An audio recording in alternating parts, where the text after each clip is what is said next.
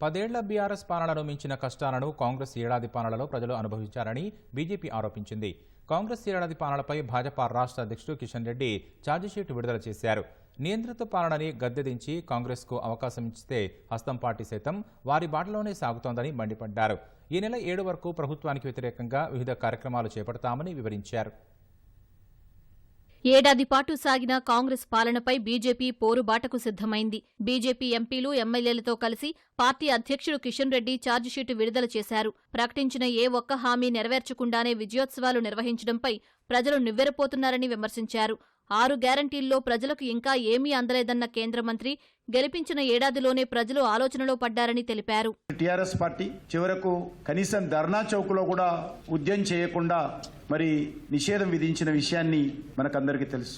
ఆ నేపథ్యంలో 10 సంవత్సరాలు తెలంగాణ ప్రజలు భరించిన తర్వాత టీఆర్ఎస్ వ్యతిరేకమైనటువంటి ఓటు, కేసీఆర్ కుటుంబానికి వ్యతిరేకమైనటువంటి ఓటు, కేసీఆర్ అహంకారపూరితమైనటువంటి పరిపాలనకు వ్యతిరేకమైనటువంటి ఓటు, కాంగ్రెస్ పార్టీ ఇచ్చినటువంటి అనేక రకాల గ్యారంటీలు, హామీల నేపథ్యంలో తెలంగాణ ప్రజలు కాంగ్రెస్ పార్టీకి ఓటు వేయడం జరిగింది.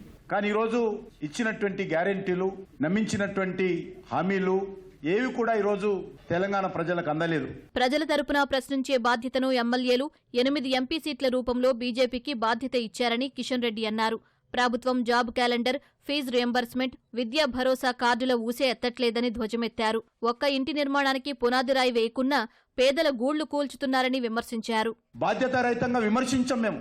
అందుకే ఈరోజు ఒక సంవత్సరం పూర్తి కావస్తున్నటువంటి నేపథ్యంలో ఏవైతే 100 రోజుల్లో మీరు పూర్తి చేస్తామన్నారో, ఏవైతే మొదటి సంవత్సరంలో పూర్తి చేస్తామన్నారో ఆ విషయాల పట్ల తెలంగాణ ప్రజల తరఫున ఈరోజు ప్రభుత్వం సంబంధించినటువంటి వైఫల్యాలను, ప్రజలకు వెన్నుపోటు పొడుస్తున్నటువంటి అనేక రకాల సంఘటనలను ఈరోజు మేము ప్రజల ముందు పెట్టాలనుకున్నాం. అందుకే ఈరోజు రాజకీయపరమైన అంశాలకు తక్కువ ప్రాధాన్యత ఇస్తూ కాంగ్రెస్ పార్టీ ఏదైతే హామీలు ఇచ్చిందో, ఏదైతే డిక్లరేషన్ పేరు మీద ఆయా వర్గాలకు నమ్మించిందో, ఏవైతే గ్యారంటీల పేరుతో సోనియా గాంధీ సంతకంతో ఇంటింటికి ఉత్తరాలు రాసిందో ఆ అంశాలపైన ఛార్జ్షీట్ రూపంలో ఈరోజు తెలంగాణ ప్రజల తరఫున ప్రభుత్వం ముందు పెట్టేటువంటి ప్రయత్నం చేస్తున్నాం. సీఎం రేవంత్ రెడ్డి సవాలుపై స్పందించిన కిషన్ రెడ్డి భాష మార్చుకుంటే చర్చకు ఎక్కడైనా సిద్ధమేనని స్పష్టం చేశారు.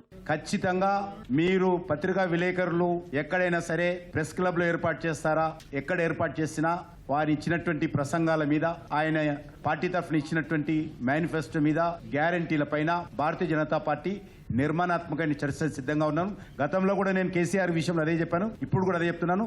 భాష విషయంలో కేసీఆర్ లాగా రేవంత్ రెడ్డి గారు మాట్లాడుతున్నారు.